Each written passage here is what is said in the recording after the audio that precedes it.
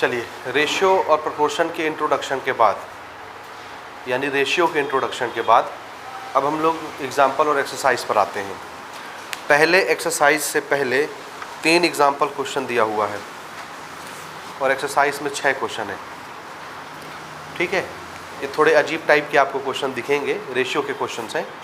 इनको हम लोग 1 बाय 1 बनाते हैं। सबसे पहला क्वेश्चन, एग्जाम्पल नंबर 1, हमारा क्वेश्चन है the performance of the state hockey team of Chhattisgarh in national level matches is shown below.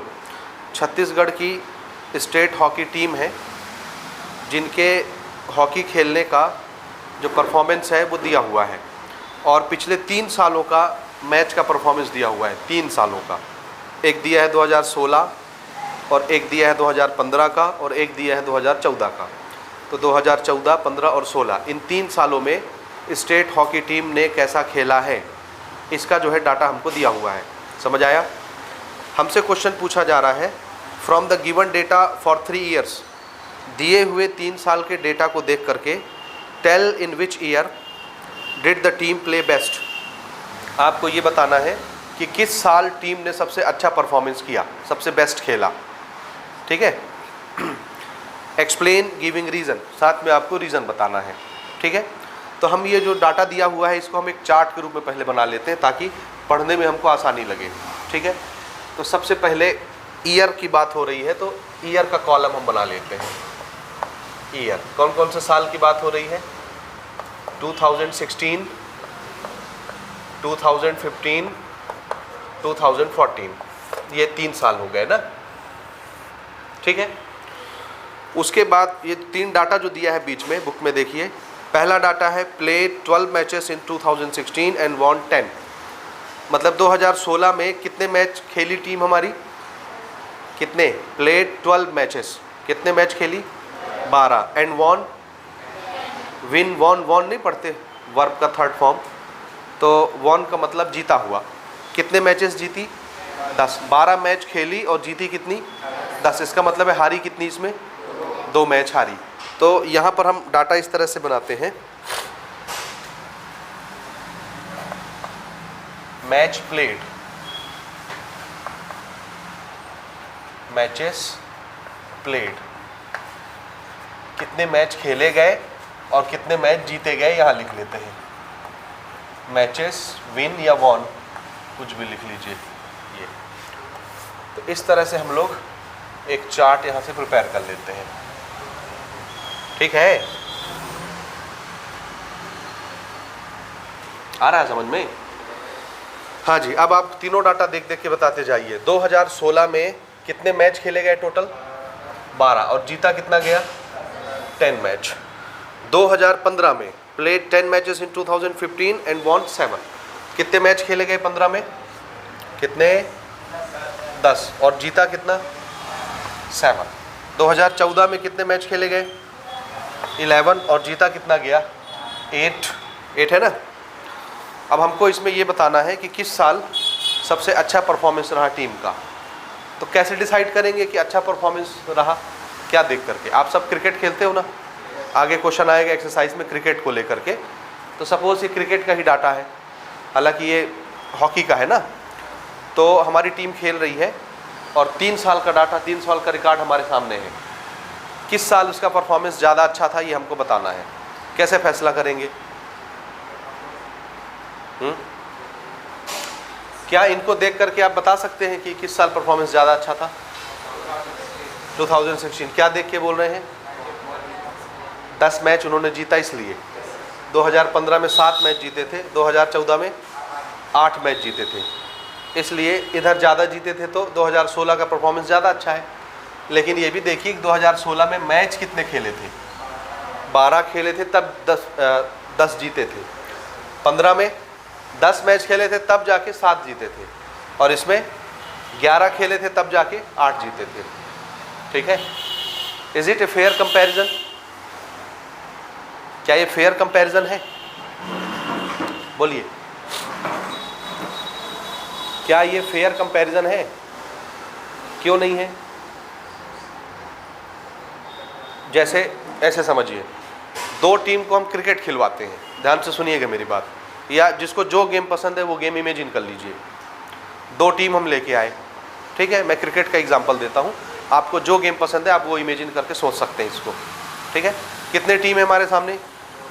2 team है, दोनों का परफॉर्मेंस लेवल हमको चेक करना है, ठीक है। हमने क्या किया, पहली टीम को बोला खेलो, बैटिंग करो, वो बैटिंग करने चली गई, ठीक है, ठीक है। 1 ओवर हमने उसको खिलाया, 1 ओवर में कितने बॉल देते हैं अपन? 6, तो 6 बॉल हमने एक टीम को खिलाया। 6 बॉल खिलाने पर ध्यान से सुनिएगा, पहली टीम ना, टीम नंबर 1 जो है उसको कितने बॉल हम दे रहे हैं? 6 बॉल हमने दिया और इसने जो है सपोज कितने रन बना दिए? कितने बना सकते हैं जी 1 ओवर में? ज़्यादा से ज़्यादा 36 बनता है। कितने? हाँ, कितने? 24, 444 का एवरेज लेके, ठीक है। इतने रन इन्होंने बना लिए, ठीक है। 6 बॉल खिलाया गया और रन कितने बन गए? ठीक। फिर हमने बोला टीम सेकंड को तुम लोग जाओ खेलो। इन्होंने रन बनाया सपोज 25 है,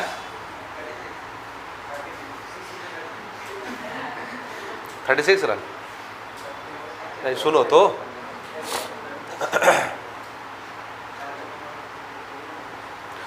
ठीक है, हो गया, हो गया यहाँ तक? हाँ जी। इनको हमने रन बनाने के लिए भेजा तो इन्होंने कितना रन बनाया? 25, लेकिन हमने इनको बॉल खिलाया 5। कितने बॉल दिए? 5 बॉल। अब आप बताइए किस टीम ने ज़्यादा अच्छा परफॉर्म किया?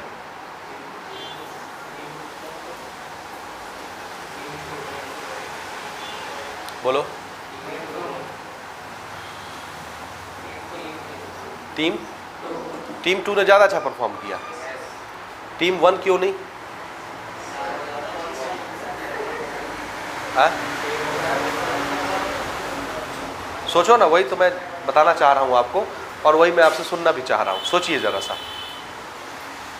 अच्छा, हम इनके बॉल और कम ज़्यादा करे दे रहे हैं ना, ठीक है। इसको अगर हम 4 बॉल कर देते और इसको हम कर देते हैं 24, ठीक है, इसको कर दे रहे हैं 25, ये लो। अब बताओ, है टीम 2 ने ज़्यादा अच्छा परफॉर्म किया, सही। टीम 1 वाले नहीं कर रहे अच्छा परफॉर्म, है। ये 6 बॉल खेले और 25 रन बना लिए और ये 4 बॉल खेल के 24 रन बना लिए, तो रन तो कम बना है ना इनका, बॉल कम दिए इनको, ठीक है। तो देखिए, अगर हम सिर्फ इसको देखते, इसको हम बोलते मत देखिए, सिर्फ रन देखिए, रन स्कोर देखिए, तो एक टीम ने स्कोर किया 25, दूसरे टीम ने स्कोर किया 24। Which one is better? Team 1 is better अगर हम रन स्कोर देखते हैं तो। लेकिन जैसे ही हमारी नज़र इधर पड़ती है तो हमको लगता है कि भैया भेदभाव हुआ है। नहीं हुआ है। इसको तो तुम 6 बॉल खिलवा लिए और ये वाली टीम को आपने सिर्फ 4 बॉल खिलवाया, 2 बॉल आपने नहीं खिलवाया। तो ये जब हम कंपैरिजन करने बैठ रहे हैं कि कौन ज़्यादा अच्छी टीम है, जिसने ज़्यादा रन बनाया होगा वो ज़्यादा अच्छी टीम होगी। लेकिन प्रॉब्लम ये है कि आपने दोनों को एक समान बॉल नहीं खिलाए, है ना। सेम नंबर ऑफ बॉल आपने दोनों टीम को नहीं प्रोवाइड करवाया, इसलिए ये कंपैरिजन जो है वो फेयर कंपैरिजन नहीं है। तो आपको क्या करना चाहिए? अगर आपको वाकई में 2 टीम को जज करना है कि किसका परफॉर्मेंस ज़्यादा अच्छा है, तो करना क्या चाहिए? दोनों को एक समान बॉल खिलवाओ ना जी। 6 इसको खिलाए तो 6 इसको भी खिलवाओ, ठीक है। तो ये दोनों कैसे होने चाहिए? सेम। तब फिर आप रन देख करके कंपेयर करोगे। दोनों को अगर 6 बॉल खिलवा दिए, अब जिसने ज़्यादा रन स्कोर किया उसका परफॉर्मेंस ज़्यादा बेटर माना जाएगा। समझे या नहीं समझे? लेकिन अगर आपने एक टीम को ज़्यादा बॉल खिलवा दिया, एक टीम को कम बॉल खिलवाया और फिर आप रन कंपेयर करते हो, तो फिर ये कंपैरिजन फेयर कंपैरिजन नहीं है। नहीं समझे? समझे कि नहीं समझे? पक्का? तो इसका कंक्लूजन क्या निकला? कंक्लूजन ये निकला कि अगर आपको फेयर कंपैरिजन करना है तो आपको क्या करना चाहिए, जो अवेलेबिलिटी है दोनों टीम को सेम दी जाए, या ऐसा कहना चाहिए अपॉर्चुनिटी ज़्यादा अच्छा शब्द रहेगा। दोनों टीम को एक समान अपॉर्चुनिटी देनी चाहिए। अपॉर्चुनिटी बोले तो मौका, है ना। अगर इसको 6 गेंद खेलने का मौका दिए हो तो इसको भी 6 गेंद खेलने का मौका दो, उसके बाद फिर आप कंपेयर करो। आया समझ में। तो यहाँ पर हम जो कंपैरिजन कर रहे हैं ये अनफेयर कंपैरिजन है। फेयर कंपैरिजन कब होगा, जब दोनों को आप इक्वल नंबर ऑफ बॉल खिलाओ, उसके बाद फिर दोनों के रन कंपेयर कर लो। जो ज़्यादा बनाएगा वो बेटर, और जो कम बना रहा है वो उसका परफॉर्मेंस अच्छा नहीं है। यही हाल यहाँ पर है। देखिए 2016 में कितने मैच खिलवाए गए, 12, 2015 में 10 मैच, 2014 में 11 मैच। अब आप 10 मैच खिलवा के 7 मैच का डाटा ले रहे हो, 11 मैच खिलवा के 8 मैच का डाटा ले रहे हो, 12 मैच खिलवा के 10 मैच का डाटा ले रहे हो और इनको कंपेयर कर रहे हो। इसमें से ये ज़्यादा है क्योंकि इसको ज़्यादा मैच भी तो खिलवाए गए थे इस साल, नहीं समझे। ये ज़्यादा क्यों आया, क्योंकि ज़्यादा मैच खेले हैं। हो सकता है 4-5 मैच और खेल जाते तो ये तो 20 पहुंच जाता डाटा, नहीं समझे।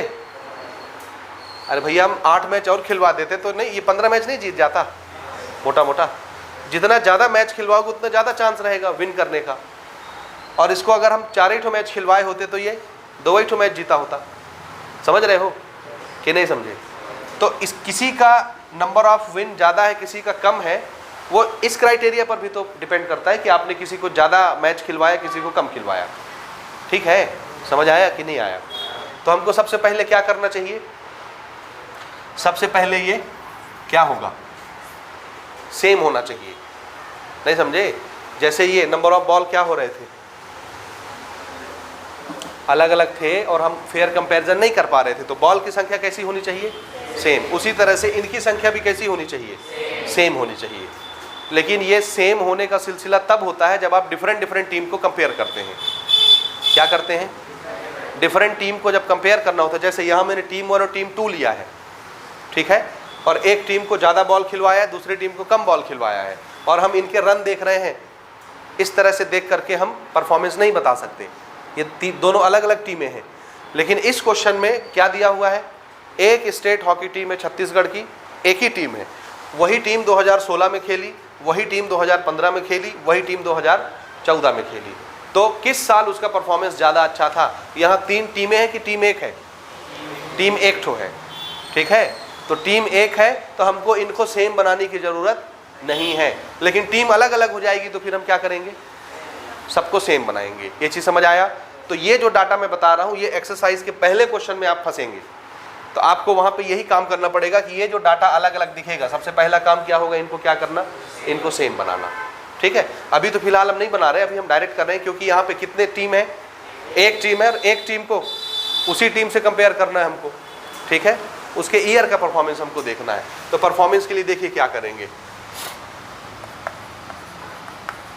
इन 2016 कितने मैच खिलाए गए, उसमें से कितने मैच जीते गए, इसको रेशियो में लिखिए। ठीक है, किस में लिखना है, रेशियो में। तो सबसे पहले जितने मैच जीते गए और जितने खिलाए गए उसको हम ऐसे लिख लेते हैं। 10 मैच विन किया गया, कितने में, 12 मैच में, 10:12। समझ में आता है। और इसको रेशियो में कैसे लिखते हैं अपन, 10/12। ठीक है, समझे। फिर से देखिए, फिर लिखिएगा आराम से। 2015 का डाटा बताइए, कितने मैच जीते, 7/10, 7:10 पढ़ेंगे। इसको रेशियो में कैसे लिखेंगे, 7/10। इसी तरह से 2014 में कितने मैच जीते गए, कितने में, 11। तो जब हम इसको रेशियो में कन्वर्ट करेंगे इट विल बी 8/11। ठीक है, यहाँ तक समझ गए।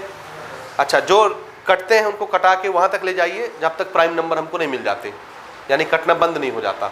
ये 2 से कट रहा है, 2 5 जा 2 6 जा, अब तो आगे नहीं कटेगा। ये नहीं कट रहा किसी से, ये नहीं कट रहा किसी से, एज इट इज़ रहेगा। आ गया समझ में, हो गया। This is the ratio. अच्छा, इसको इन्होंने क्वेश्चन ने जो है इसको परसेंटेज में बताया है। किसमें, इसका जब आप आंसर देखेंगे तो उन्होंने किस में आंसर दिया है, परसेंटेज में। देखिए, 2 चीज़ों का कंपैरिजन हम 2 तरह से बताते हैं, एक तो रेशियो की भाषा में और दूसरा परसेंटेज की भाषा में। परसेंटेज का पूरा एक चैप्टर आपने क्लास 9th में पढ़ा है, चैप्टर नंबर 7 कंपेयरिंग क्वांटिटीज़ के नाम से एक चैप्टर होता है 9th में, नाम सुना है? सुने हो नहीं सुने हो? Chapter number 7 class 9th of Chhattisgarh board, comparing quantities. वहाँ पर दो चीज़ों को कंपेयर करना है हमको, और वहाँ पर हम लैंग्वेज कौन सी यूज़ करते हैं? परसेंटेज की। वो पूरा चैप्टर आपने परसेंटेज की हेल्प से बनाया है। ऐसे देख रहे हो? नहीं बनाया? याद ही नहीं होगा ना? ठीक है, तो कंपेयर करने के कितने तरीके होते हैं? दो। या तो हम किस भाषा में बात करें? परसेंटेज। या किस भाषा में बात करें? रेशियो। परसेंटेज में कैसे बताते हैं? 5%, 10%, 20%, 50%, 100%। ठीक है। और रेशियो की भाषा में कैसे बताते हैं? 2 गुना, 4 गुना, 6 गुना, 8 गुना, 100 गुना, इस तरह बात करते हैं। तो दोनों से कंपैरिजन ही होता है। परसेंटेज में भी कंपैरिजन होता है और रेशियो में भी कंपैरिजन होता है। पहले क्वेश्चन को बुक ने परसेंटेज की भाषा में बना दिया है, रेशियो की भाषा में नहीं बनाया है। अगर रेशियो की भाषा में बनाना होता तो हम सबसे पहले डिनोमिनेटर को सेम करते, यानी इसको सेम करते। ये तो मैं आपको दोनों तरीके से बता रहा हूँ। पहले मैं जैसे बुक ने बनाया है वैसे बताता हूँ, और दूसरा फिर हम अपनी तरीके से बताएंगे। तो ये हो गया रेशियो, इसको हम कन्वर्ट कर देते हैं परसेंटेज में। परसेंटेज में कन्वर्ट करने का तरीका है 5/6 डायरेक्ट मल्टीप्लाई कर दीजिए 100 से, ठीक है। या इसको डिवाइड कर लीजिए, डिवाइड करिए 6 से 5 को, डायरेक्ट बनाते हैं। 6 से 5 को डिवाइड करिए। 6 का टेबल कितनी बार पढ़ें कि 5 आ जाए? 6 0 जा, क्योंकि छोटा है। 6 0 जा 0, 5 उतरा। अब हम क्या लगाएंगे? डेसिमल। 5 के आगे 0 लग जाएगा, 50 हो गया। अब 6 का टेबल कितनी बार पढ़ें कि 50 आ जाए? 6 8 जा, कितना हुआ? 48। 50 में 48 गया, 2 बचा, डेसिमल लग चुका है, आप 0 लगा लीजिए 2 के आगे, 20 हो गया। 6 का टेबल के बार पढ़ें?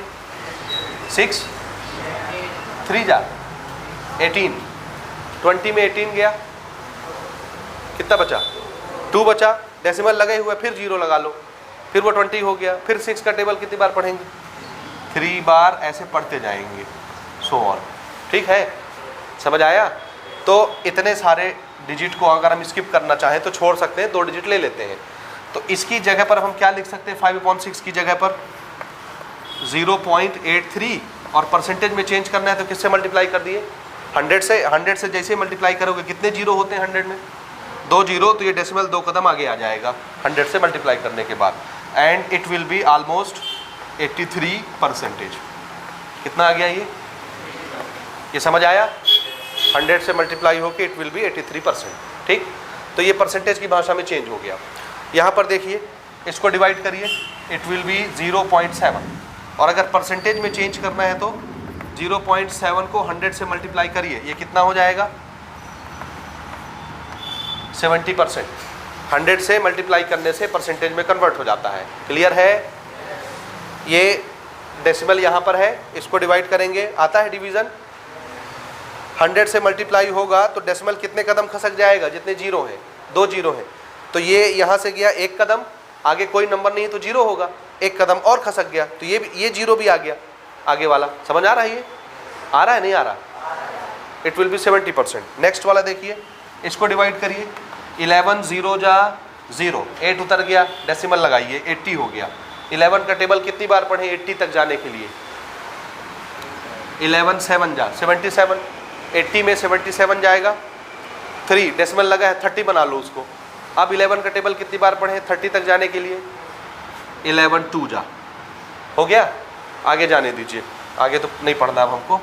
It will be 0.72 multiplied by 100, कितना हो गया ये? 72%। तो जरा कंपैरिजन करिए, कितना हुआ? 83%, 70%, 72%। कौन सा परसेंटेज सबसे ज़्यादा है? 83। किस साल का? हाँ, तो 2016 में हमारी जो टीम थी, छत्तीसगढ़ की हॉकी टीम, उन्होंने ज़्यादा अच्छा परफॉर्मेंस दिया, क्योंकि कितना परसेंटेज आ रहा है उनका परफॉर्मेंस रेशियो? 83%। ठीक है, तो इसका कंक्लूजन क्या निकला? इन 2016 टीम प्ले बेस्ट। ठीक है, यहाँ पे लिख लेते हैं, इन 2016 टीम प्लेड बेस्ट। ठीक है, लेकिन ये जो तरीका आपकी पुस्तक ने अडॉप्ट किया है, ये तरीका सही नहीं है। ठीक है, ये तरीका सही नहीं है। नहीं मजा आया? नहीं आया?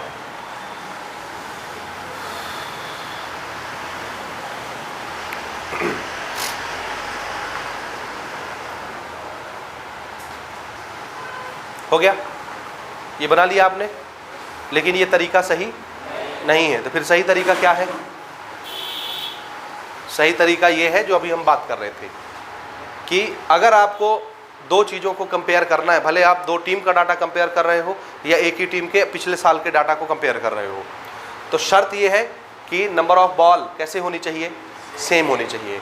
तो 10 मैच जीते, 7 मैच जीते, 8 मैच जीते, ठीक है, जितने भी जीते, लेकिन हर साल अगर आपको हम एक जैसा मैच खिलवाए होते तब फिर हम देखते कि आप कितने मैच जीते, ज़्यादा जीते, कम जीते, उससे फैसला होता। अगर आप हर साल सेम नंबर ऑफ मैचेस खेले होते। समझ में आया? तो हमारा टारगेट ये रहता है इसको क्या बनाना? सबको सेम बनाना। तो सेम कैसे बनाएंगे? तो आंसर है सबका एलसीएम ले लेंगे। जो एलसीएम आ जाएगा वही आंसर सबको बना देंगे। समझ आया? नहीं आया? आया? हो गया यहाँ तक? देखिए इसको हम किस तरह से बनाते हैं ना, एक्चुअल मेथड इसको बनाने का। और एक्चुअल मेथड आपको पसंद नहीं आएगा शायद, ठीक है? देखिए इन 2016 क्या था रेशियो? 10:12। 10 मैच जीते 12 मैच में, तो ये कितना हो गया जी हमारा? दिस इज 10/12, ठीक है। 2015 में क्या डाटा था? 7/10। 7:10 बोले तो 7/10। 2014 का डाटा क्या था? 8:11। तो इसको हम ऐसे लिखेंगे 8/11। अब ये रेशियो बड़ा, ये बड़ा कि ये बड़ा? कौन सा बड़ा? हमको नहीं पता। ये ऐसा आपने पहले किया है छोटी क्लासेस में? हम आपको रैशनल नंबर देते थे, याद करिए। देखिए rational number, this is rational, rational rational, P/Q के फॉर्म में लिखा है। समझे? याद करो वो दिन जब इस तरह के रैशनल नंबर दे करके हम आपसे पूछा करते थे, हमसे मतलब है आपके टीचर आपसे पूछा करते थे बताओ कौन सा रैशनल नंबर बड़ा है, असेंडिंग ऑर्डर में सेट करो, डिसेंडिंग ऑर्डर में सेट करो। याद आया? ऐसा काम कभी आपने किया है कि नहीं किया? फ्रैक्शन को पहचानना कि ये बड़ा है, फिर उससे छोटा, फिर उससे छोटा, फिर उससे छोटा, किए हो कभी? कैसे करते थे? तरीका ये होता है make the denominator same. Denominator को सेम बना दो और न्यूमरेटर को कंपेयर कर लो, जो बड़ा बड़ा, जो छोटा छोटा। लेकिन उसके लिए बनाना क्या पड़ता है? डिनोमिनेटर को सेम। और डिनोमिनेटर को सेम कैसे बनाते हैं? एलसीएम लेकर के। तो 12, 10 और 11 का एलसीएम ले लीजिए। और ये 12 अगर ज़्यादा परेशान कर रहा है तो ये एक्चुअल में है क्या? 5/6। तो इसको काट करके क्या लिख लीजिए? 5/6। तो एलसीएम किसका किसका लेना पड़ेगा? 6, 10 और 11 का। ठीक है? ठीक है? हाँ। Take LCM of 6, 10 and 11। कितना आएगा एलसीएम? यहीं पे कैलकुलेट करते हैं।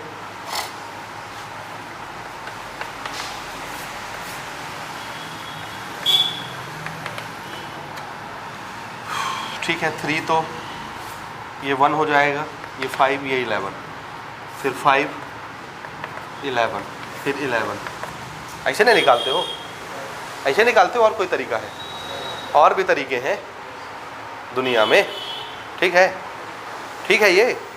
हाँ जी, कितना हुआ ज़रा देखिए। 11 5 जा 55, 55 3 जा, नहीं पता कितना? 165। 165 इंटू 2 है 385 है 330। हाँ ठीक है, ठीक। करो अच्छे से करके देखो मल्टीप्लाई। 3 दूनी 6, 6 पंचे 30, 330 करेक्ट। तो कितना आ गया इसका एलसीएम? 330। तो इसका एलसीएम होता है 330। तो सारे डिनोमिनेटर को 330 बनाइए। सभी डिनोमिनेटर को क्या करना है? 330 बनाना है। अब इसको मैं थोड़ा सटा के यहीं पे लिख देता हूँ ना। 15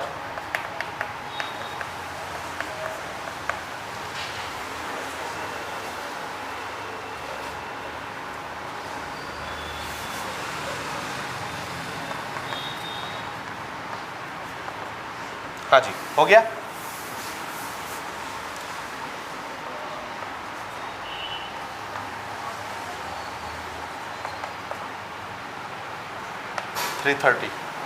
इसको भी 330 बनाइए, इसको भी 330 बनाइए, इसको भी 330 बनाइए। ठीक है, समझ आ गया? आ गया कि नहीं आया? हाँ, आप देखिए इन 2016 फिर से कर रहे हैं ना हम। 5/6 किस चीज़ से मल्टीप्लाई करें कि ये डिनोमिनेटर जो है कितना हो जाए? 330 हो जाए। किस चीज़ से मल्टीप्लाई करें? तो देखो यहाँ यही सारे आंसर यहीं छुपे हैं। किसको मल्टीप्लाई करना है? 6 को। तो ये रहा 6, 3 2 जा 6। 6 को किस चीज़ से मल्टीप्लाई किए हैं? 55। तो इसको 55 से मल्टीप्लाई करोगे 330 हो जाएगा। आया समझ? किससे करना है जी? तो फिर ऊपर नीचे दोनों ही जगह 55 से करिए। ये तो 330 हो गया कंप्लीट। ऊपर वाला कितना हो जाएगा? 5 5 जा 25, 5 5 जा 27, ये हो गया। आया कि चला गया? आ रहा है समझ? फिर 2015 वाला डाटा देखिए। 2015 क्या था इसका रेशियो? 7/10। 10 को किस चीज से मल्टीप्लाई करें कि ये 330 हो जाए? 10 यहां से बनाओ, देखो 10, 5 2 जा 10, तो बचा क्या? 33। तो किससे मल्टीप्लाई करना है इसको? तो ऊपर भी 33। ये तो 330 हो गया। ऊपर वाला देखो 7 3 21, 7 3 23। ठीक है। अब 2014 वाला डाटा देखिए। 2014 क्या था रेशियो? 8/11। 11 को किस चीज से मल्टीप्लाई किया जाए कि वो 330 हो जाए? किससे? 30 से। करेक्ट। तो ऊपर भी आप 30 से मल्टीप्लाई करेंगे। 8 3 जा 24। सब का डिनोमिनेटर सेम है, न्यूमरेटर से अब कंपैरिजन हो जाएगा। जिसका न्यूमरेटर बड़ा वो आंसर बड़ा। किसका न्यूमरेटर बड़ा है? 275, 231, 240, कौन सा बड़ा है? ये बड़ा है। इसका मतलब है ये परफॉर्मेंस कैसा हो गया? ज़्यादा हो गया 2016 का। And this is the real method. ये रियल मेथड नहीं है परसेंटेज वाला। हालांकि आंसर वही आ रहा है, लेकिन प्रॉब्लम नहीं, हमको रेशियो प्रोपोर्शन पढ़ना है जी, परसेंटेज नहीं पढ़ना है। बात ये है। आई बात समझ? तो आपका आंसर भी रेशियो के हिसाब से आना चाहिए, परसेंटेज के हिसाब से नहीं आना चाहिए। ठीक है। अब ये फ्रैक्शन ज़्यादा बड़ा है, इसलिए 2016 में जो टीम ने परफॉर्मेंस दिया है वो परफॉर्मेंस ज़्यादा बेटर माना जाएगा। ठीक। Therefore 275 out of 330 is greater than 231 out of 330। इससे बड़ा होगा, और ये इससे बड़ा होगा सेकंड वाले से। ठीक है। तो यहाँ पे हम लिख लेते हैं परफॉर्मेंस इन 2016 किससे बड़ा हुआ? 2014 से। और ये किससे बड़ा हुआ? 2015 से। चेक करिए, आ रहा है समझ में? Performance in 2016 is larger than 2014। ये बड़ा है ना नीचे वाला, 2014 वाला। फिर ये उससे छोटा है, तो ये सबसे बढ़िया, उसके बाद ये, उसके बाद ये। तो सबसे बढ़िया परफॉर्मेंस किस साल में था? 2016। इस तरह से हमको आंसर देना है। नोट करिए, अगले क्वेश्चन में बढ़ेंगे। एग्जाम्पल नंबर 2 देखिए। हमारा क्वेश्चन है the water level in the river Mahanadi increased 5 inches per hour on an average in the month of August, whereas it is increased 3 feet per day on an average in the month of September. Find out the month in which the increase in water level was more. एक नदी है महानदी, ठीक है। महानदी का पानी ऊपर बढ़ता है, कभी नीचे जाता है, ऊपर नीचे होता है, लेवल उसका बढ़ता है पानी का, कभी कम होता है। वो डाटा हमको बताया है। 2 महीने का डाटा दिया है, एक अगस्त महीने का और एक सितंबर महीने का। ठीक है। अगस्त के महीने में क्या बात हो रही है? Water level in the river Mahanadi increased 5 inches per hour। एक घंटे में कितना पानी ऊपर उठता है? 5 इंच। ठीक है। देखिए इन अगस्त,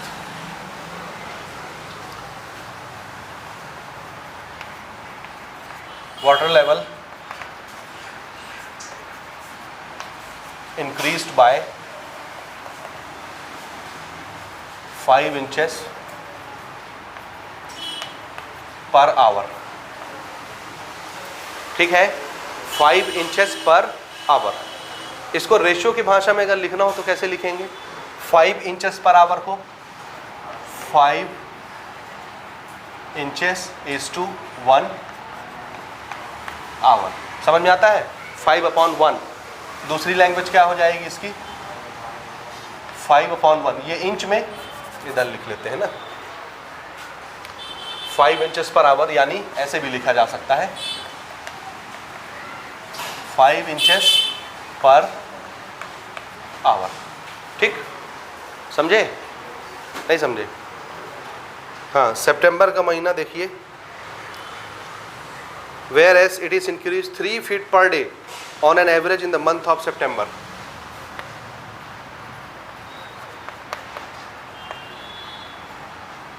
In the September, water level increased by कितना? 3 feet per day.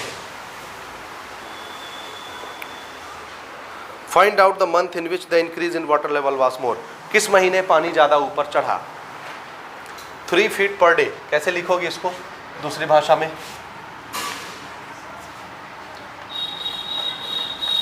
3 feet per day का मतलब होता है 1 डे, ऐसे। ठीक है, और दूसरी भाषा में लिखना है तो ऐसे 3 feet डिवाइडेड बाय 1 डे। ऐसे नहीं लिखते रेशियो को, चाहे ऐसे लिखो चाहे ऐसे लिखो, एक ही चीज़ होता है ना। अब हमसे ये पूछ रहा है कि किस महीने वाटर लेवल का इंक्रीमेंट ज़्यादा हुआ, अगस्त में ज़्यादा बढ़ा कि सितंबर में ज़्यादा बढ़ा? इसका आंसर किससे मिलेगा? इससे कि ये बढ़ा कि ये बढ़ा। अगर ये बड़ा हो गया तो किस महीने पानी ज़्यादा इंक्रीज़ हुआ? अगस्त। और अगर ये ज़्यादा बड़ा हो गया तो किस महीने पानी ज़्यादा इंक्रीज़ हुआ? सितंबर। क्वेश्चन समझ आया? तो हमको इनके रेशियो को बताना है कि कौन सा रेशियो ज़्यादा बड़ा है, ठीक है कि नहीं है। हाँ, लेकिन इसमें एक छोटा सा प्रॉब्लम है। कोई प्रॉब्लम बताएगा क्या? हमने बेसिक लेक्चर में डिस्कस किया हुआ था, पहली शर्त क्या थी? हाँ, the nature should be same. जिस दो क्वांटिटी को आप कंपेयर कर रहे हैं उनका नेचर कैसा होना चाहिए? एक इंच पर आवर में बात हो रही है और दूसरा फीट पर डे में बात हो रही है, तो कंपैरिजन नहीं होगा। तो या तो आप इसको भी फीट पर डे में चेंज कर लीजिए या आप इसको इंच पर आवर में चेंज कर लीजिए। विच वन इज कन्वीनियंट, मतलब कौन सा ज़्यादा आसान है? इंच आवर को फीट डे में चेंज करना या फीट पर डे को इंच पर आवर में चेंज करना? और असली प्रॉब्लम यह है कि ना आपको इंच समझ में आ रहा है ना फीट समझ में आ रहा है, सिर्फ आपको आवर समझ में आता है और डे समझ में आता है बस, और डे भी नहीं आता आपको समझ में। मैं आपके दिल की बात बता रहा हूँ, इंच और फीट तो बहुत दूर की बात है। टाइम के यूनिट को देखिए, एक टाइम दिया है आवर में, एक टाइम दिया है डे में। आवर तो फिर भी आपको समझ में आता है, डे फिर भी समझ नहीं आएगा। आता है, डे भी समझ में आता है, वो आपको लगता है, मुझे नहीं लगता। इंच और फीट नहीं समझ आता, तो इसके लिए आपको समझना पड़ेगा इंच किसको कहते हैं और फीट किसको कहते हैं। आया समझ में? तब जाके ये बनेगा। तो पहले आपने कभी इंच सुना है? कहाँ सुना है? हाइट में। आप लोग अपनी हाइट इंच में बताते हो ना, फुट में और इंच में। अच्छा, एक एवरेज आदमी की हाइट कितनी होती है? 5 फुट? 6 फुट नहीं होता है जी, 6 फुट मुझसे ज़्यादा लंबा होता है। मेरी हाइट है 5 फुट 11 इंच। कितनी? 5'11", मतलब ऑलमोस्ट मैं 6 फुट का हूँ, ऑलमोस्ट 1 इंच कम है 6 फुट में। तो 6 फुट का आदमी हूँ मैं, देख लो, इसको बोलते हैं 6 फुट। ठीक है, तो ये तो एवरेज ह्यूमन हाइट नहीं होती ना 6 फीट। क्या मेरी ही हाइट के आप लोग भी हैं कि छोटे हैं? छोटे। मेरी हाइट थोड़ी ज़्यादा लंबी है ना, 6 फुट ऑलमोस्ट। तो एवरेज हाइट ये नहीं होती। 5 पॉइंट नहीं, ये आप अब गूगल करके आइएगा अगली क्लास में, फिर बताइएगा एवरेज हाइट कितनी होती है ह्यूमन की। ठीक है, नहीं हम सबको यहाँ फिर कैमरे के सामने बुला बुला के नपवाएंगे, है ना। तो फिर आप, कोई इतना छोटा आएगा, कोई इतना छोटा आएगा, कोई इतना छोटा चला जाएगा। ठीक है, एवरेज हाइट आप सर्च करके आएंगे गूगल में, आपको पता चलेगा एवरेज हाइट ह्यूमन की कितनी होती है। ओके, सबसे पहले इंच पहचानिए, फीट पहचानिए। इंच और फीट। एक इंच किसको बोलते हैं? एक इंच, 1 इंच। अपन जब होम कंस्ट्रक्शन करते हैं, घर का निर्माण, तो हम लोग ईंट इस्तेमाल करते हैं घर बनाने के लिए, ब्रिक्स, ईंट। ईंट की हाइट कितनी होती पता है? ईंट की हाइट होती 4 इंच। बोलते हैं ना 4 इंच की दीवार रखनी है, नहीं सुने? तो ठेकेदार की बिटिया है, तेरे को तो पता होना चाहिए। 4 इंच की दीवार, 8 इंच की दीवार, 9 इंच की दीवार। आप जो पिलर देख रहे हैं वो पिलर लगभग 12 इंच 16 इंच होगा, आई थिंक। अच्छा, वो इंजीनियर बैठा है 12 इंच बता रहा है। 4, देखिए ये ईंट लगभग इतनी ऊंचाई की होती है ना, लगभग, इससे थोड़ी ज़्यादा होती होगी। ये 4 इंच हाइट होता है, 4 इंच। अच्छा, आपको ज़्यादा घुमाना फिराना नहीं है। 1 इंच किसको बोलते हैं पता है? 1 इंच बोलते हैं 2.5 सेंटीमीटर को। अब 1 सेंटीमीटर आप सबने देखा, आपके पास स्केल पटरी होती है। 2.5 सेंटीमीटर का 1 इंच होता है, 2.5 सेंटीमीटर। अभी भी नहीं समझे? 2.5 सेंटीमीटर, ये एक उंगली की ये जो होता है पौर, ये लगभग 2.5 सेंटीमीटर होता है, एक पौर। नहीं होता क्या? एक पौर 2.5 सेंटीमीटर के बराबर होता है। इसको पौर बोलते हो ना, ये जो लाइन नहीं बनी रहती हाथ उंगलियों में, एक पौर होता है, ये लगभग 2.5 सेंटीमीटर होता है, यानी 1 इंच के बराबर होता है। स्केल है, स्केल में देखिए 1 सेंटीमीटर, 2 सेंटीमीटर एंड हाफ, 2 और 3 के बीच वाला 2.5। यहाँ लाओ स्केल पटरी जरा, हम भी प्रैक्टिकल कर लें। सही कह रहे हैं कि हवाई बात हो रही है। हाँ जी, ये 1, 2, 2.5, 3 के 2 के बीच वाला ना, तो हाँ देखो मैं बिल्कुल सच बोलता हूँ जी, 2.5 सेंटीमीटर है ना। नाप के देखो, खुद नाप के देखो, आ जाएगा 2.5 सेंटीमीटर। उंगली का ये जो एक पौर होता है वो 2.5 सेंटीमीटर होता है। 2.5 सेंटीमीटर बोले तो 1 इंच, तो ये कितनी लंबी लेंथ है? हाँ, आपसे कोई भी पूछेगा 1 इंच कितना होता है, उंगली दिखाना, बोलना ये जो पौर है ना ऊंचाई, ये 1 इंच है। कितना होता है ये? तो सबको नेचर ने, ईश्वर ने 1 इंच दे के भेजा है कि कोई भी देखने को मांगे तो ऐसे दिखा देना। तो ये कितने इंच हो गए जी? This is 1 inch, this is 1 inch, this is 1 inch. How much? 3 inch. तो आपकी उंगली की लंबाई कितनी हो गई? 3 इंच।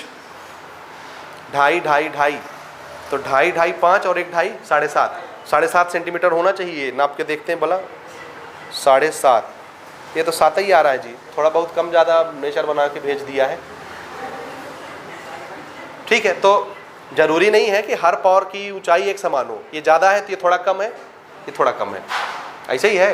हाथ सबके पास है, हाथ कंगन को आरसी क्या, पढ़े लिखे को फारसी क्या, खोल के देख लो हाथ। तो कोई पौर आपको ज़्यादा लंबा दिखेगा, कोई थोड़ा छोटा दिखेगा, लेकिन जो सबसे पहला वाला पौर होता है ये 2.5 सेंटीमीटर का होता है, 1 inch.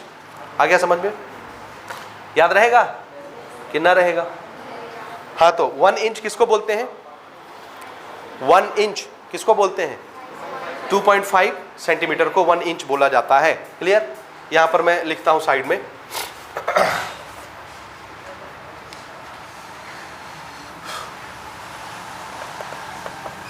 One inch is equal to 2.5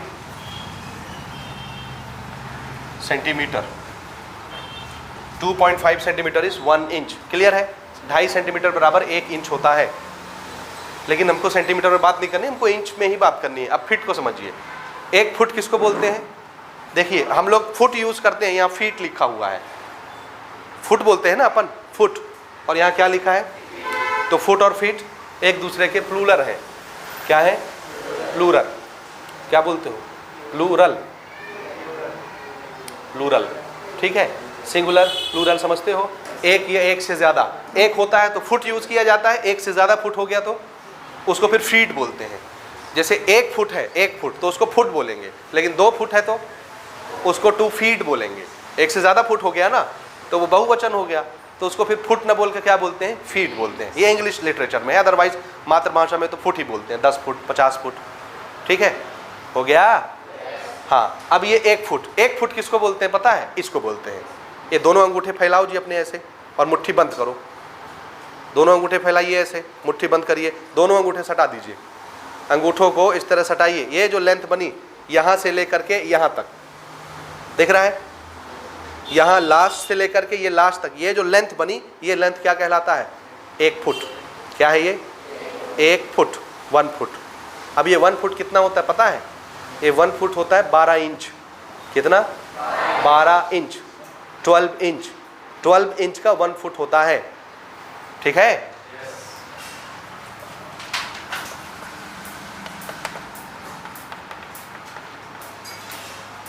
समझ गए? अब अगर मैं इसको सेंटीमीटर में चेंज करूं तो देखो 1 इंच कितना सेंटीमीटर होता है? 2.5। तो ये 12 ढक लीजिए। अगर 12 को हम ढक लिए तो कितना इंच दिख रहा है आपको? 1 फुट में 12 इंच होता है, ठीक है? ये 1 फुट मतलब यहाँ से लेके यहाँ तक कितना है? 12 इंच।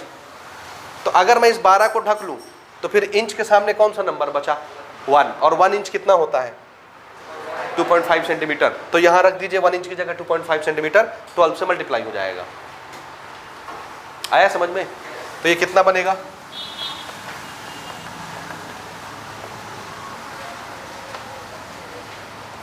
करके देखो भला।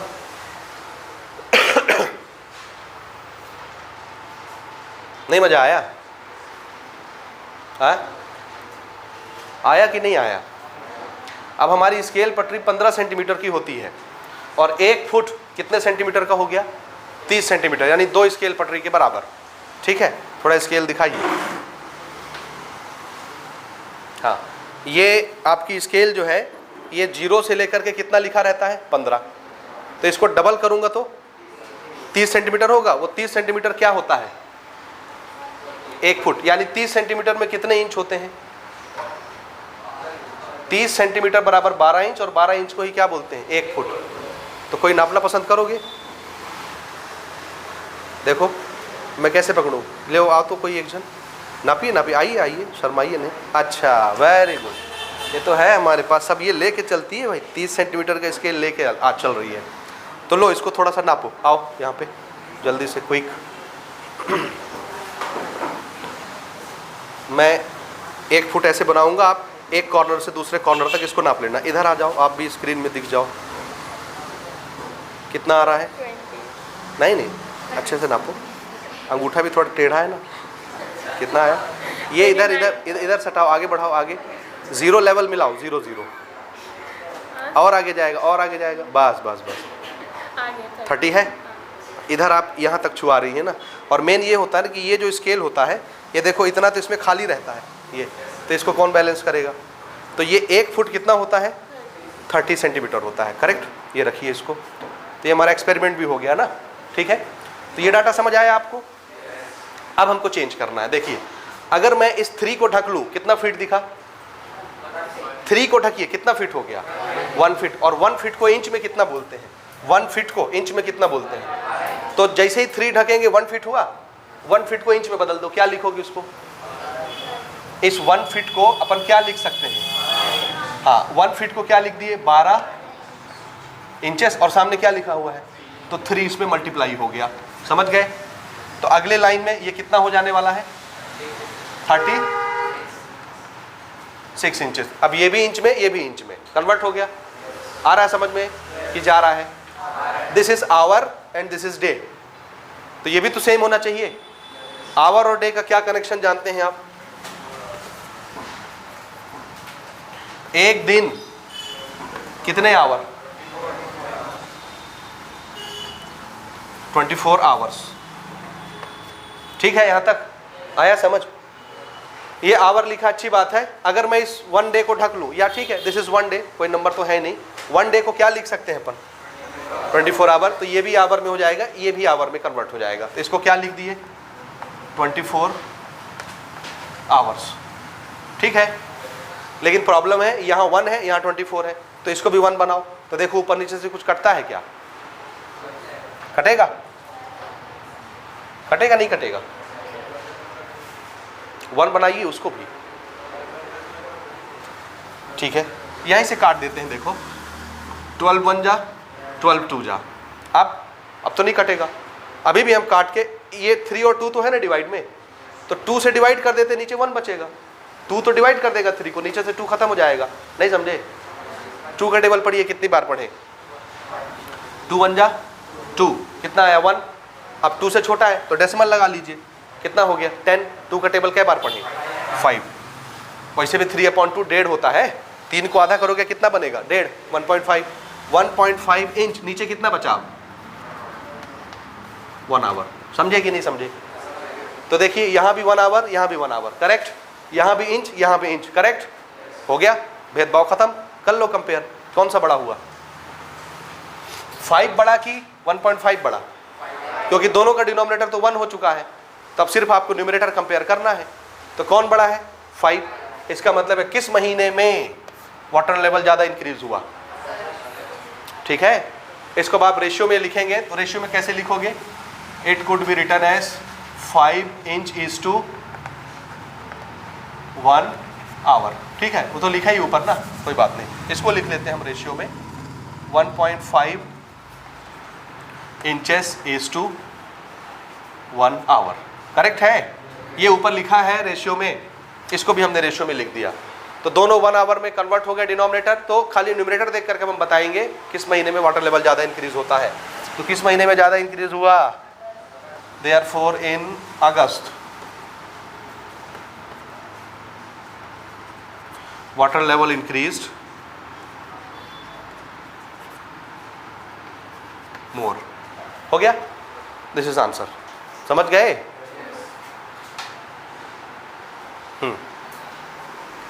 Example number 3। ये एग्जाम्पल और इसकी तरह के जितने क्वेश्चन आगे हम बनाने वाले हैं ये सब परीक्षा उपयोगी एग्जाम्पल हैं। एग्जाम्पल 3 को मार्क करके रखेंगे आप, ठीक है। एग्जाम ओरिएंटेड क्वेश्चन है ये। हमारा क्वेश्चन है 2 groups complete A given task in 14 and 21 days respectively. ध्यान से प्रश्न समझना है ना, ध्यान से, और ध्यान से बनाना है। यहाँ से इस क्वेश्चंस को बनाने की टेक्निक आप सीखेंगे। क्या सीखना है? हाँ, क्योंकि हर क्वेश्चन मैं नहीं बनवाऊंगा, या यहाँ तो बनवा दूंगा, मैं आपके घर नहीं आऊँगा बताने के लिए। एग्ज़ाम में जब क्वेश्चन आएगा तो आपको सोचना पड़ेगा कि कैसे बनाना है, तो आपको टेक्निक सीखना है। आई बात समझ? ये जो सवाल है, ये सवाल है वर्क और टाइम का। किसका? वर्क और टाइम। और आगे हमको इसके ढेरों सैंपल देखने को मिलेंगे, एक पहले एक्सरसाइज में, दूसरे में, तीसरे में। वर्क और टाइम से रिलेटेड बहुत सारे प्रॉब्लम आपको देखने को मिलेंगे, और ऐसे क्वेश्चन आपके एग्जाम में भी पूछे जाते हैं, ठीक है। और थोड़े से कठिन रहते हैं। कैसे रहते हैं? इसलिए टेक्निक को समझिए, ठीक। ये मोस्ट इंपॉर्टेंट टेक्निक है, ध्यान से सुनेंगे। 2 ग्रुप्स, कितने ग्रुप हैं? 2 ग्रुप। अब ग्रुप में बहुत सारे मेंबर हो सकते हैं, एक ग्रुप में बहुत सारे लोग हो सकते हैं, दूसरे ग्रुप में बहुत सारे लोग हो सकते हैं। 2 ग्रुप्स कंप्लीट ए गिवन टास्क। टास्क मतलब क्या होता है? कोई काम। टास्क मतलब 2 ठो ग्रुप है, हमने दोनों ग्रुप को एक काम दिया। पहला ग्रुप कितने दिनों में उसको कंप्लीट करता है? 14। और दूसरा ग्रुप कितने दिनों में कंप्लीट करता है? 21 डेज, ठीक है। 2 groups complete A given task in 14 and 21 days respectively. समझ में आया? पहला ग्रुप कितने दिन में उस काम को खत्म कर देता है? 14 दिन में। और दूसरा ग्रुप उसी काम को कितने दिन में खत्म करता है? 21 दिन में। आया समझ में सिचुएशन? आगे क्वेश्चन बोलता है, देखो, how long would they take to complete the task if they work together. अगर दोनों ग्रुप को हम इकट्ठे भिड़ा दें उसी काम को करने के लिए, तो फिर वो काम कितने दिन में खत्म होगा? सवाल समझे? नहीं समझे? इधर ध्यान लगाओ। क्वेश्चन समझ आया कि नहीं आया? आया? क्या बोल रहा था मैं? 2 ग्रुप है, दोनों को हमने एक काम दिया, सेम काम। तो पहला ग्रुप जो है वो उस काम को कितने दिन में कर देता है? 14 डेज में।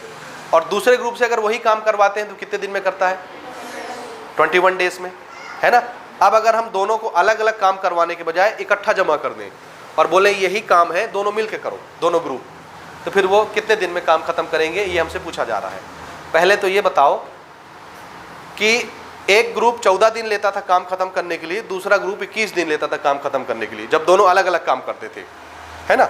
दोनों को मिला के काम करने देंगे तो बताइए 14 दिन से कम समय लगेगा कि 21 दिन से ज़्यादा समय लगेगा? या दिन छोड़िए, जल्दी खत्म होगा कि देर से खत्म होगा? क्या है? ये बिल्कुल सिंपल है। घर में हम लोग लेबर लगाते हैं काम करने के लिए, कोई भी काम लगाते हैं ना। अगर हमने 10 लेबर लगाया और 10 लेबर एक काम को मान लो 20 दिन में कर रहे हैं, कितने दिन में? तो हमको लगता है बहुत लंबा टाइम खींचता है, ऐसा करो लेबर बढ़ा लो, हम 20 लेबर लगा लेते हैं 10 के बजाय, तो जो काम 20 दिन में होता था वो अब कितने दिन में होगा? 10 दिन में हो जाएगा। तो ज़्यादा लेबर लगाने से क्या होता है? काम जल्दी खत्म हो जाता है, टाइम कैसा लगता है? कम लगता है। समझ आया? ज़्यादा लेबर लगाइए, नंबर ऑफ वर्कर इंक्रीज करिए, टाइम क्या हो जाएगा? कम हो जाएगा, कम समय में आपका काम खत्म हो जाएगा। ग्रुप ए अकेला जब वर्क करता था उसको 14 डेज लगते थे काम खत्म करने के लिए। ग्रुप बी जब ये अकेले वर्क करते थे तो इनको 21 डेज लगता था काम खत्म करने के लिए।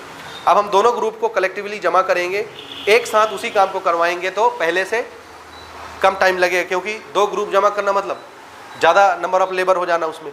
समझ आ रहा है? और जहाँ वर्कर ज़्यादा हुए तो टाइम कम लगेगा, तो वो कम समय में काम को ख़त्म करेंगे। तो हमारा आंसर कैसा आने वाला है? छोटा आने वाला है। नंबर कैसा आएगा आंसर का? छोटा आएगा, 14 और 21 से छोटा आएगा। क्लियर है कि नहीं है? तो ये चीज़ समझ में आता है? इतना सोच लेंगे आप तो आप धीरे धीरे बना लेंगे। अच्छा, अब इसको देखिए कैसे फ्रेम करेंगे, हम लिखेंगे कैसे, क्योंकि लिखना तो बहुत टेढ़ा खीर है इसका। ठीक है, देखिए कितने काम करवाने हैं जी? कितने काम करवाने हैं? तो याद रखना वर्क या टास्क हमेशा कितना रहेगा? 1। याद रहेगा? रहेगा। अब ये किस टाइप का क्वेश्चन है?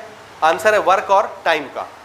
वर्क और, तो इसमें हम क्या करेंगे, एक तरफ हम वर्क को रखेंगे और एक तरफ टाइम को रखेंगे। याद रहेगा? बाकी सेंटेंस जिसको जो अच्छा लगता है वो वैसे सेंटेंस को फ्रेम कर ले। सेंटेंस फ्रेम करने में आपके कोई नंबर नहीं कटते, बस शर्त क्या दिखानी रहती है, एक तरफ किसको रखना है? वर्क, और दूसरी तरफ किसको रखना है? टाइम। इसको नहीं भूलेंगे आप। और वर्क कितना हो रहा है? 1। वर्क कितना हो रहा है? एक काम हो रहा है, वो काम एक ही रहेगा, 1 रहेगा।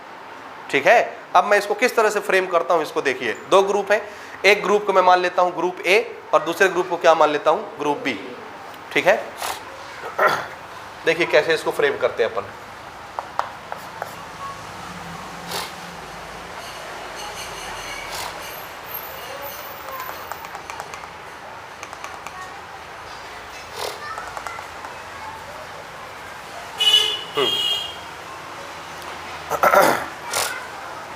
ग्रुप ए और बी,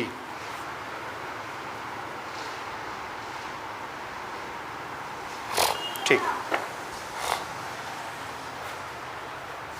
देखिए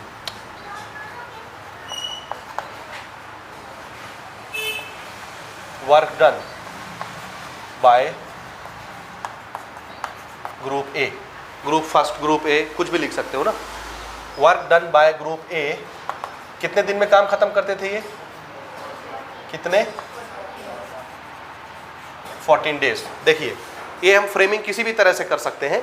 मैं क्या लिख रहा हूं? Work done by group A, group A के द्वारा किया हुआ काम कितने दिन में? 14 दिन में। कितना काम होता है? 1। तो इधर हमने लिख दिया 1 वर्क। ये वर्क है ना, वो वर्क वहां ना लिख के यहाँ लिखा हुआ है। ठीक है, आप चाहे तो यहाँ भी वर्क ऐसे लिख सकते हैं अपने समझने के लिए कि ये काम है। ये क्या है? काम, वर्क है ये। याद रहेगा? ठीक है, अब हमको क्या करना है देखिए। पहला ग्रुप कितने दिन में काम खत्म करता है? 14 दिन में एक काम। तो हमको क्या निकालना रहता है? This is purely depend upon unitary method. किस मेथड पर हम काम करते हैं? यूनिटरी का मतलब होता है एक का निकाल लो। तो 14 दिन में एक काम होता है, तो एक दिन में कितना काम करते होंगे? ये ग्रुप है पूरा ना, पूरा का पूरा ग्रुप है। ये पूरा ग्रुप 14 दिन में एक काम को करते हैं। तो बताइए अगर ये 14 डेज में एक काम खत्म करते हैं तो एक दिन में कितना काम खत्म करते होंगे? एक सेब हमने आपको दिया, क्या दिया? सेब।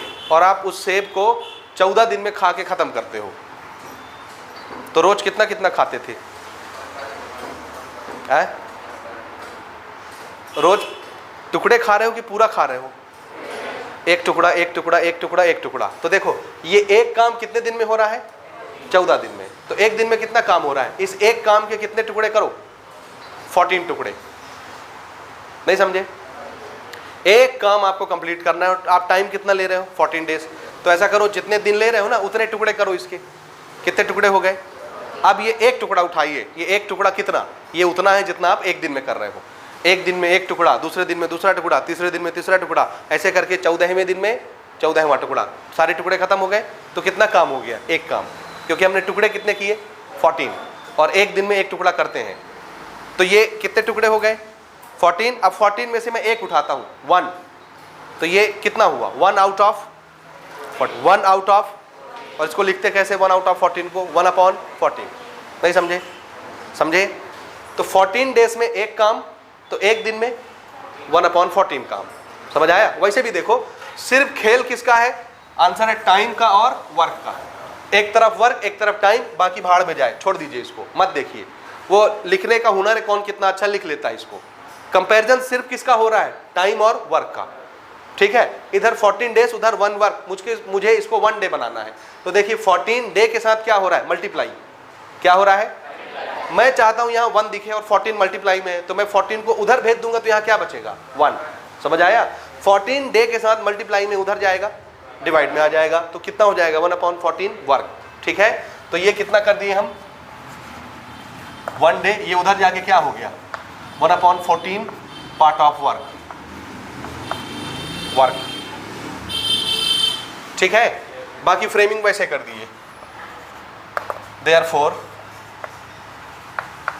Work done by group A in 1 day. एक दिन में कितना काम हो गया? 1/14। ठीक है, समझ रहे हो? तो पहला ग्रुप 14 दिन में एक काम को करता था, तो पहला ग्रुप एक दिन में कितना काम करेगा? 1/14 पार्ट। 1/14 पार्ट, क्योंकि काम तो ये 1 वर्क को हम कंप्लीट टास्क मान रहे हैं, तो 1/14 क्या हुआ? इसका टुकड़ा। सो इसको क्या बोलेंगे? This is part not whole. Whole मतलब क्या होता है? कंप्लीट। समझ आ रहा है? और 1/14 क्या होगा? उसका एक टुकड़ा होगा, टुकड़े को क्या बोलेंगे? Part. So this is part of the work and this is complete work. 1 work complete work है और 1/14 this is the part of the work. ठीक है, ये पहले ग्रुप का निकला। Similarly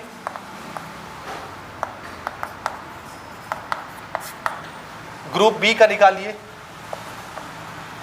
work done by group B कितने दिन में एक काम खत्म करते हैं जी? एक काम को 21 डेज। 21 डेज में एक काम, तो बताइए एक दिन में कितना काम? 21 दिन में एक काम होता है। कितने टुकड़े कर दीजिए? 21, तो एक टुकड़ा कितना हुआ? 1/21। तो एक टुकड़ा एक ही दिन में ना होगा। 1/21 part of the work.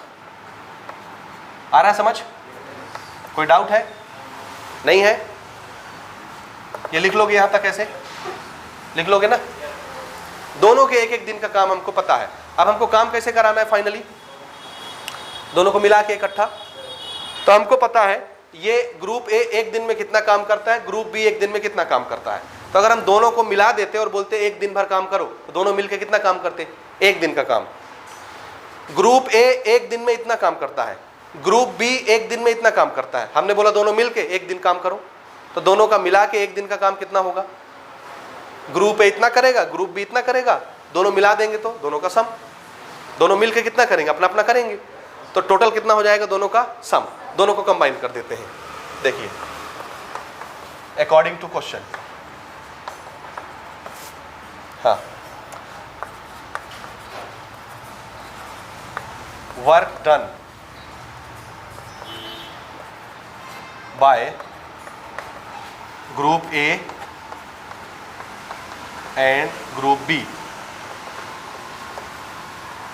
In 1 day. दोनों को मिला करके एक दिन में कितना काम करना पड़ेगा? तो आंसर है दोनों के एक एक दिन का काम हमारे पास है, जोड़ देते हैं। ग्रुप ए कितना करेगा? 1/14। ग्रुप बी कितना करेगा? 1/21। एक दिन का इतना काम। एलसीएम लीजिए भला कितना आता है 14 और 21 का? 7 से कटता है ये, 3 से 7 से।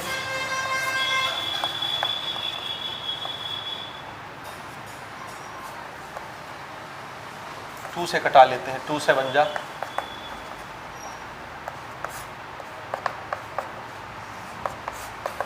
7 3 21, 21 दूनी 42।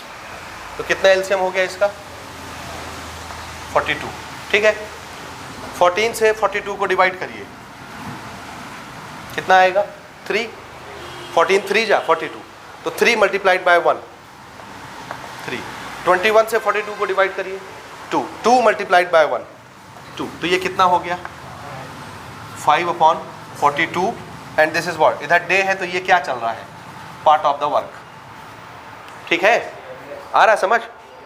नहीं समझे? फिर से देखो, ग्रुप ए एक काम को कितने दिन में कर रहा था? 14 डेज में एक काम, तो एक दिन में 1/14 part of work. Group B एक काम को 21 दिन में, 21 दिन में एक काम, तो एक दिन में 1/21 काम। दोनों को मिला दिए, दोनों को एक एक दिन का काम हमारे पास है। दोनों एक दिन अगर काम करें तो कितना काम करेंगे? दोनों एक दिन में कितना काम करेंगे? 5/42। तो हमसे ये पूछना जा रहा है कि अगर वो एक दिन में इतना काम करते हैं तो बताइए एक काम को कितने दिन में करेंगे? कितने काम को? एक काम को। तो वर्क कितना बनाना है हमको? वर्क कितना बनाना है? 1। नहीं समझे? ये दोनों के एक दिन का काम है। दोनों सिर्फ एक दिन अगर मिल के काम करें तो इतना काम करते हैं। क्या ये कंप्लीट वर्क है? नहीं है। कंप्लीट वर्क कब होगा? जब कितना होगा वर्क? 1 वर्क। तो इसको 1 बना दो। तो वर्क के सामने हमको कितना नंबर रखना है? 1। तो ये सारे नंबर इधर भेजना पड़ेगा, इक्वल के इस पार।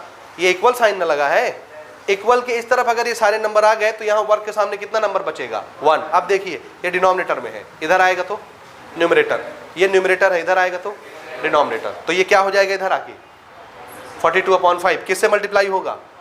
खेल सिर्फ किसका चल रहा है? टाइम और वर्क का। बाकी सेंटेंस भूल जाइए, सेंटेंस का कोई रोल नहीं है यहाँ पे, वो सिर्फ अच्छा सुंदर दिखे इसलिए लिखा हुआ है। समझ आया? तो जब ये नंबर इधर आएगा तो 42 ऊपर हो जाएगा, 5 नीचे हो जाएगा, 1 से मल्टीप्लाई होगा तो वही रहेगा। ट्रांसफर करिए तो उधर कितना बचा बताइए? 1 वर्क, और नंबर इधर आए तो ये क्या हो गया? 42 ऊपर आ गया और 5 नीचे आ गया, इतने डे हो गए। क्लियर? और इसको ऐसे लिख लेते हैं, work done by group A and group be in, हो गया 42/5 डेज 1 वर्क। तो बताइए दोनों मिल करके एक काम को कितने दिन में कर रहे हैं?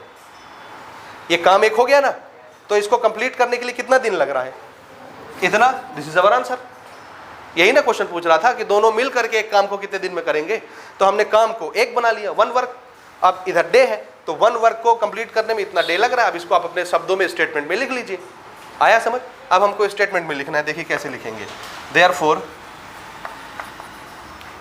बोथ ग्रुप कंप्लीट्स, या ठीक है टेक्स कितने डे? 42/5 days to complete